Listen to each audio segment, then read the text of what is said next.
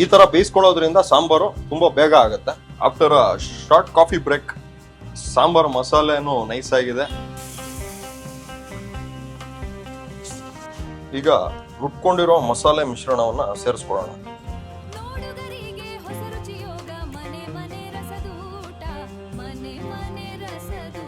ಈಗ ಸಾಂಬಾರನ್ನ ಒಂದು 10 ರಿಂದ 15 ನಿಮಿಷಗಳ ಕಾಲ ರೆಸ್ಟ್ ಮಾಡಕ್ಕೆ ಬಿಟ್ಬಿಡೋಣ.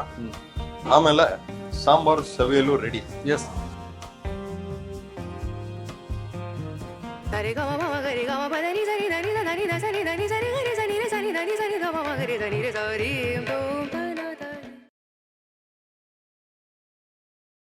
ನಮಸ್ಕಾರ ವೀಕ್ಷಕ ಪ್ರಭುಗಳಿಗೆ.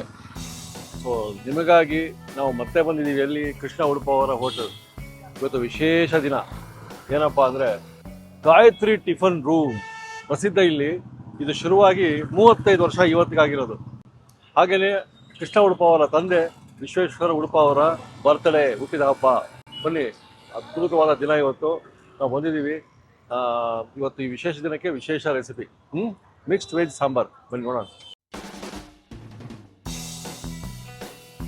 ಸರ್ ನಮಸ್ಕಾರ. ಹುಟ್ಟದ ಹಬ್ಬದ ಶುಭಾಶಯಗಳು ಮೊದಲು. ವಿಷಯ ಇವತ್ತು ಗಾಯತ್ರಿ ಟಿಫನ್ ರೂಮ್ ಪ್ರಸಿದ್ಧ ಹೋಟೆಲು 35 ವರ್ಷ ಆಗಿದೆ. ನಾವು ಬಂದಿದ್ದೀವಿ ರೆಸಿಪಿಗಾಗಿ. ಸರ್ ನೀವು ಹೇಳ್ಬೇಕು, 35 ವರ್ಷ ಈ ಪಯಣ ತುಂಬಾನೇ ಚೆನ್ನಾಗಿತ್ತು. 1991 ನಲ್ಲಿ ನಮ್ಮ ಸೋದರ ಮಾವ ಶ್ರೀಧರ್ ರಾವ್ ಅಂತ ಅವ್ರು ಓಪನ್ ಮಾಡಿರೋದು. ಅವರೊಂದು 17 ವರ್ಷ ನಡೆಸಿದ್ರು. ಆಮೇಲೆ ನಾನು 2008 ಅಲ್ಲಿ ನಾನು ತಗೊಂಡೆ. ಅಲ್ಲಿಂದ ಇಲ್ಲಿವರೆಗೂ ನಾನು ಚೆನ್ನಾಗೇ ನಡೆಸ್ಕೊಂಡು ಬಂದಿದ್ದೀನಿ. ಚೆನ್ನಾಗೇ ಇದೆ, ವ್ಯಾಪಾರ ಚೆನ್ನಾಗಿದೆ, ನಮ್ಮ ಗ್ರಾಹಕರು ಚೆನ್ನಾಗಿದ್ದಾರೆ. ಗ್ರಾಹಕರೆಲ್ಲ ನಮ್ಮನ್ನ ಹೊಗಳ್ತಾ ಇದ್ದಾರೆ. ಮಗ ಅವ್ನು ನನ್ನ ಜೊತೆನೇ ಇದ್ದಾನೆ. BBA LLB ಡಬಲ್ ಡಿಗ್ರಿ ಮಾಡ್ಕೊಂಡು ಇಲ್ಲೇ ಈಗ ಹೋಟ್ಲಲ್ಲೇ ನನ್ನ ಜೊತೆ ಇದ್ದಾನೆ. ಚೆನ್ನಾಗಿ ಕಲ್ತ್ಕೊಂಡಿದ್ದಾನೆ. ಹೌದು. ಈಗ ಅವರು ಪ್ರಸಿದ್ಧ ಇಲ್ಲಿ. ಅವರ ರುಚಿಗಾಗಿ ಬರ್ತಾರೆ ಜನ. ಹೌದು ಅಲ್ಲ, ಇವತ್ತು ನಾವು ಬಂದಿದ್ದೀವಿ ಅವ್ರ ರುಚಿಗಾಗಿ. ಇವತ್ತು ಮಿಕ್ಸ್ಡ್ ವೆಜ್ ಸಾಂಬಾರ್ ನೋಡ್ಬಿಡ್ತೀವಿ. Sambar. Thank you sir. Sir ನಮಸ್ಕಾರ. ನಮಸ್ಕಾರ ಸರ್. 35 ವರ್ಷ. ನೀವು ಎಷ್ಟನೇ ವರ್ಷಕ್ಕೆ ನಿಮ್ಮ ಒಂದು ಪಾತ್ರ ಎಂಟರ್ ಆಯ್ತು ಇದರಲ್ಲಿ? ನನಗೆ 18ನೇ ವರ್ಷಕ್ಕೆ ನಾನು ಗಾಯತ್ರಿ ಟಿಫನ್ ರೂಮ್ ಕಾಲಿಟ್ಟಿದ್ದು. ಅಂದ್ರೆ ಸೆಕೆಂಡ್ PUC ಮುಗಿದ ಮೇಲೆ ನೆಕ್ಸ್ಟ್ ಲೆವೆಲ್ಗೆ ತಗೊಂಡ್ ಬರ್ತಾ ಒಂದು ಹಂತದಲ್ಲಿ ಇದ್ದೆ. ಆಮೇಲೆ ಡಿಗ್ರಿ ಮುಗಿದ ಮೇಲೆ ಫುಲ್ ಟೈಮ್ ಇಲ್ಲಿಗೆ ಬಂದೆ. ಸೊ ಗಾಯತ್ರಿ ಟಿಫನ್ ರೂಮು 35ನೇ ವರ್ಷದ ವಾರ್ಷಿಕೋತ್ಸವ. ಅದ್ರ ಪ್ರಯುಕ್ತ ನಿಮ್ಗೊಂದು ಸ್ವೀಟ್ ತಗೊಳ್ಳಿ. Thank you sir. ನನಗೆ ಬಹಳ ಫೇವರೇಟ್ ಜಾಂಗೀರು. ಆಮೇಲೆ ನಮ್ಗೆ ಗೊತ್ತಿಲ್ಲದೆ ಬಂದಿದ್ದೀವಿ. ಇವತ್ತು ಆನಿವರ್ಸರಿ ಅಂತ ಗೊತ್ತಿದ್ದಿಲ್ಲ. ಅವರ ತಂದೆಯವರ ಹುಟ್ಟಿದ ಹಬ್ಬ ಕೂಡ ಹೌದು. ಆಮೇಲೆ ಇನ್ನೊಂದು ಏನಂದ್ರೆ, ಇವ್ರು ಹೇಳಿದ್ರು ಕೃಷ್ಣ ಉಡುಪದಿಂದ ನಮಗೆ ಗಾಯತ್ರಿ ಟಿಫನ್ ರೂಮ್ ಬಗ್ಗೆ ಗೊತ್ತಾಗಿತ್ತು, ಇಲ್ಲಿಯ ರುಚಿ ಬಗ್ಗೆ ಗೊತ್ತಾಗಿತ್ತು. ವೀಕ್ಷಕ ಕೂಡ ಅಷ್ಟೇ. ಹೌದು, ಅದ್ಭುತ. ಸೊ ಇನ್ನೂ ನೆಕ್ಸ್ಟ್ ಲೆವೆಲ್ ಹೋಗಿ ಸರ್, ನೀವು ಒಳ್ಳೇದಾಗ್ಲಿ. Thank you sir. ಇವತ್ತು ಮಿಕ್ಸ್ಡ್ ವೆಜ್ ಸಾಂಬಾರ್ ಅಲ್ಲ, ಸಾಂಬಾರು ಇವರ ಶೈಲಿದು ನೋಡ್ಬಿಡೋಣ. ತರಕಾರಿ ಸಾಂಬಾರ್ ಮಾಡೋದಕ್ಕೆ ಒಂದು ಮಸಾಲೆನ ಪ್ರಿಪೇರ್ ಮಾಡ್ಕೊಬೇಕಾಗುತ್ತೆ.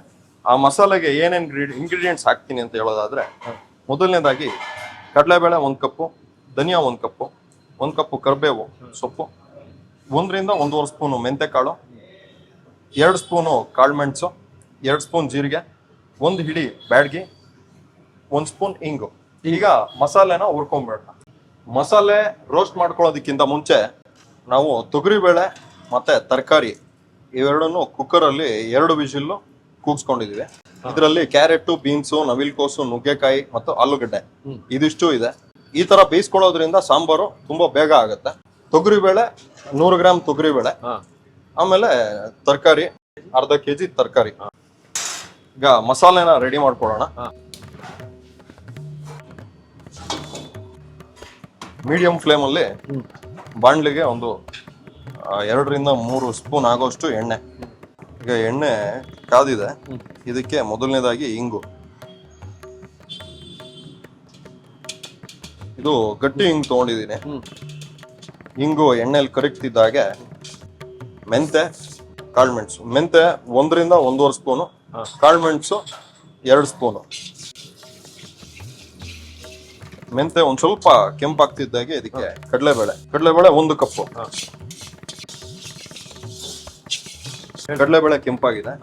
ಈಗ ಧನಿಯಾನು ರೋಸ್ಟ್ ಆಯ್ತು. ಈಗ ಕರಿಬೇವಿನ ಸೊಪ್ಪು ಹಾಕಿದ ತಕ್ಷಣ ಜೀರಿಗೆ, ನಂತರ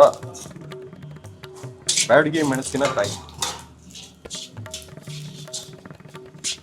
ಬ್ಯಾಡಗಿ ಮೆಣಸು ರೋಸ್ಟ್ ಆದ ತಕ್ಷಣ ತೆಂಗಿನಕಾಯಿ ತುರಿ, ಒಂದು 1/4 ಭಾಗ ಆಗುವಷ್ಟು ತೆಂಗಿನಕಾಯಿ ತುರಿ. ತೆಂಗಿನಕಾಯಿ ಹಾಕಿದ್ಮೇಲೆ ತುರಿ ಹಾಕಿದ್ಮೇಲೆ ತುಂಬಾ ರೋಸ್ಟ್ ಮಾಡ್ಬೇಕಾಗುತ್ತೆ. ಯಾಕೆ ಅಂದ್ರೆ ಅದರಲ್ಲಿರೋ ಹಸಿ ಅಂಶ ಏನಿದೆ ಅದು ಪೂರ್ತಿಯಾಗಿ ರೋಸ್ಟ್ ಆಗ್ಬೇಕು. ತೆಂಗಿನಕಾಯಿ ತುರಿ ಆಲ್ಮೋಸ್ಟ್ ರೋಸ್ಟ್ ಆಗೋ ಹದಕ್ಕೆ ಬಂದಿದೆ. ಈಗ ಒಂದ್ ಸ್ವಲ್ಪ ಅರಿಶಿಣದ ಪುಡಿ ಹಾಕೊಂಡು ಒಲೆ ಆಫ್ ಮಾಡಿ ರೋಸ್ಟ್ ಮಾಡ್ಕೊಳ್ಳೋಣ. ಹುರಿದಿಟ್ಕೊಂಡಿರೋ ಮಸಾಲೆ ಈಗ ತಣ್ಣಗಾಗಿದೆ. ಈಗ ಅದನ್ನ ಮಿಕ್ಸಿಗೆ ಹಾಕೊಂಡು ನೀರ್ ಹಾಕೊಂಡು ನೈಸ್ ಪೇಸ್ಟ್ ಮಾಡ್ಕೊಳ್ಳೋಣ. ಬಾಬಾ ಬಾಬಾ ಬಾಬಾ, ಇಡೀ ಮೈಸೂರು ಫಿಲ್ಟರ್ ಕಾಫಿ 2 ಕಪ್ಪಲ್ಲಿ ತುಂಬಿ ತುಳುಕ್ತಾರೆ, ಆ ತರ ಫೀಲ್ ಬರ್ತಾ ಇದೆ. ರಿಚ್ ಆಗಿರೋ ಅರೋಮಾ ಇದೆ. ಅರೋಮ ಅದು ನೋಡಿ, ನಿಜವಾದ ಫಿಲ್ಟರ್ ಕಾಫಿ ತರ ಇದೆ. ಸ್ವಾದಿಷ್ಟ, ರುಚಿಕರವಾದ, ಉತ್ತಮದಲ್ಲಿ ಉತ್ತಮವಾದ ಪರೋತ್ತಮ ಕಾಫಿ. Cheers.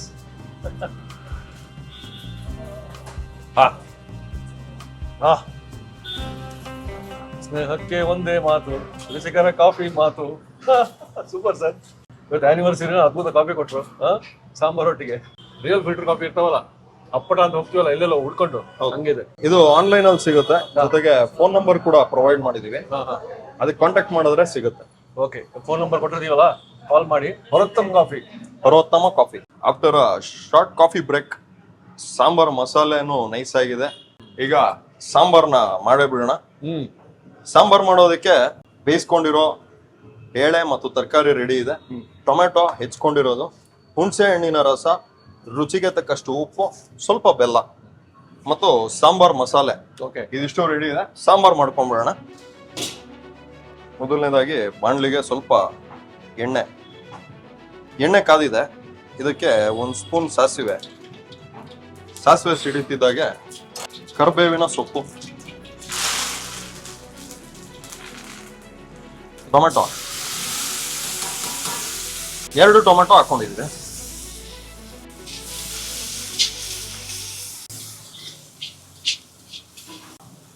ಒಗ್ಗರಣೆಯಲ್ಲೇ ಟೊಮೆಟೊ ಮಾಡಬೇಕು, ಅವಾಗ ಅದರ ರುಚಿ, ಫ್ಲೇವರು ತುಂಬಾ ಚೆನ್ನಾಗಿರುತ್ತೆ. ಈಗ ಟೊಮೆಟೊ ಬಾಡಿದೆ. ಈಗ ಇದಕ್ಕೆ ಬೇಯಿಸ್ಕೊಂಡಿರೋ ಬೇಳೆ ಮತ್ತು ತರಕಾರಿ ಸೇರಿಸ್ಕೊಂಡ್ಬಿಡೋಣ. ಜಲಪಾತ.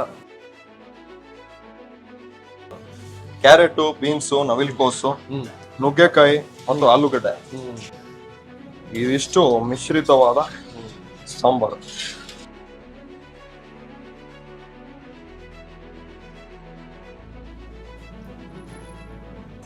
ಈಗ ಹಾಕೊಂಡಿರೋ ತರಕಾರಿ ಮತ್ತು ಬೇಳೆ ಕುದಿಯೋಕ್ ಶುರುವಾಗಿದೆ. ಇದಕ್ಕೆ ಹುಣಸೆ ಹಣ್ಣಿನ ರಸ,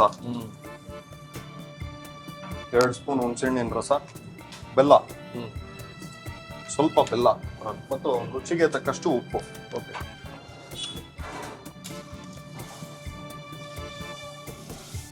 ಈಗ ರುಬ್ಕೊಂಡಿರೋ ಮಸಾಲೆ ಮಿಶ್ರಣವನ್ನ ಸೇರಿಸ್ಕೊಳ್ಳೋಣ. ಇದೇ ನಮ್ಮ ಸಾಂಬಾರಿನ ಬಣ್ಣಕ್ಕೆ ಕಾರಣ.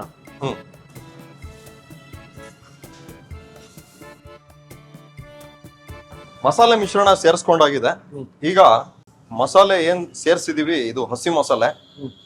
ಇದನ್ನ 10 ನಿಮಿಷದಿಂದ 1/4 ಗಂಟೆವರೆಗೂ ಚೆನ್ನಾಗಿ ಕುದಿಸ್ಬೇಕು.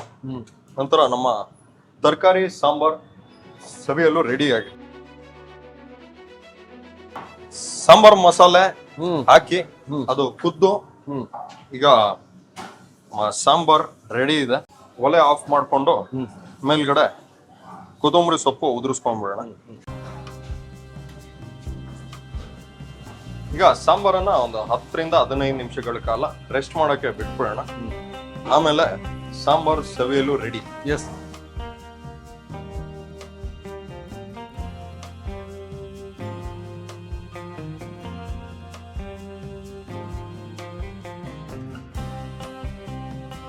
ಸರ್, ಬೆಂಗಳೂರಿಗೆ ಬರಬೇಕು ಅಂತ ಮಳೆ ಅನ್ಕೊಂಡಿದ್ದಾಗ ಹೋಟೆಲ್ ಆನಿವರ್ಸರಿ ಇವತ್ತಿನ ದಿನ ಮಳೆ ಬಂತು. ಸ್ಪೆಷಲ್ ಒಕೇಶನ್ ಆಗಿದೆ. ಎಷ್ಟು ಚೆನ್ನಾಗಿದೆ ಈ ಒಕೇಶನ್ ಬಂದ್ಬಿಟ್ಟು. ಮಳೆ ಒಟ್ಟಿಗೆ ತರಕಾರಿಯ ಬಿಸಿ ಬಿಸಿ ಸಾಂಬಾರು, ಕಾಯ್ದೆ ಟಿಫಿನ್ ರೂಮ್ ರುಚಿ, ಕೃಷ್ಣ ಉಡುಪ ಅವರ ಕೈ ರುಚಿ. ಟೇಸ್ಟ್ ಮಾಡೋಣ ಸರ್. Yes sir. ಈರುಳ್ಳಿ ಬೆಳ್ಳುಳ್ಳಿ ಹಾಕಿಲ್ಲ, ಹಾಕಿಲ್ಲ. ತರಕಾರಿ ಭರಿತ ಮಜೆದಾರ್ ಅಂತಾರಲ್ಲ ಹಂಗೆ. ದೇವಸ್ಥಾನದಲ್ಲಿ ಕುಂತ್ಕೊಂಡು ಸೌದಂಗಿದೆ. ಹೌದು. ತುಂಬಾ ಮೈಲ್ಡ್ ಆಗಿರೋ ಮಸಾಲೆ, ಜೊತೆಗೆ ಜಾಸ್ತಿ ಖಾರ ಕೂಡ ಇಲ್ಲ. ಖಾರ ಬೇಕಾದರೂ ಬ್ಯಾಡಗಿ ಮೆಣಸು ಬದಲು ಗುಂಟೂರು ಮೆಣಸು ಅಂತ ಬರುತ್ತೆ, ಅದನ್ನ ಯೂಸ್ ಮಾಡ್ಕೊಳ್ಳಿ. ಹೌದು. ಸ್ಪೈಸ್ ಲೆವೆಲ್ ಜಾಸ್ತಿ ಆಗುತ್ತೆ. ಜೊತೆಗೆ ಮಸಾಲ ಏನಾದ್ರು ಬೇಕು ಅನ್ನೋದಿರೋದವರು ಒಂದು ಗರಂ ಮಸಾಲ ಯೂಸ್ ಮಾಡ್ಕೊಬಹುದು, ಇಲ್ಲ ಅಂದ್ರೆ ಚಕ್ಕೆ, ಏಲಕ್ಕಿ, ಲವಂಗ ಈ ತರದ್ ಯಾವ್ದೋ ಮಸಾಲೆ ಪದಾರ್ಥಗಳನ್ನ ಸ್ವಲ್ಪ ಪ್ರಮಾಣದಲ್ಲಿ ಯೂಸ್ ಮಾಡ್ಕೊ. ಮದುವೆ ಮನೆ ಅಂತೀವಿ, ಮದುವೆ ಮನೆ ಆ ರುಚಿನೂ ಇದೆ. ಹೌದು. ಆಹಾ, ನಾವು ಅಪ್ಪಡೆ ರೈಸು ನಮ್ಗೆ ಆಕ್ಚುಲಿ ಊಟ ಆಗಿತ್ತು, ಆದ್ರೂ ಇವಾಗ ಮತ್ತೆ ತಿನ್ಬೇಕು ಅನ್ಸುತ್ತೆ. ಇದು ಅತಿಶಯೋಕ್ತಿ ಅಲ್ಲ, ಮನೇಲಿ ಮಾಡ್ಕೊಂಡು ಹೇಳಿ ನಿಮ್ಗೆ ಹೆಂಗ್ ಬಂತು ಅಂತ. ಅವ್ರಗಳ ಕಮೆಂಟ್ಸ್ ಅನ್ನ ಓದಕ್ ನಾವು ಕಾಯ್ತಾ ಇರ್ತೀವಿ. ಎಸ್, ಮುಂದಿನ ಸಂಚಿಕೆ ಮತ್ತೆ ಸಿಗೋಣ. ಸರ್ ಧನ್ಯವಾದ.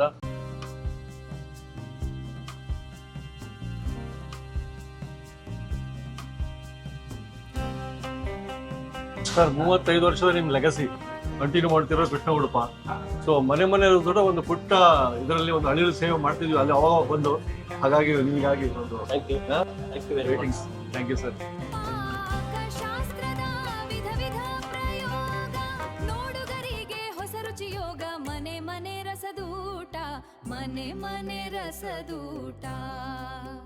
ಇನ್ನೂ ಅನೇಕ ಸ್ವಾದಿಷ್ಟ ರೆಸಿಪಿಗಳಿಗಾಗಿ ಸಬ್ಸ್ಕ್ರೈಬ್ ಮಾಡುವುದನ್ನು ಮರೆಯಬೇಡಿ.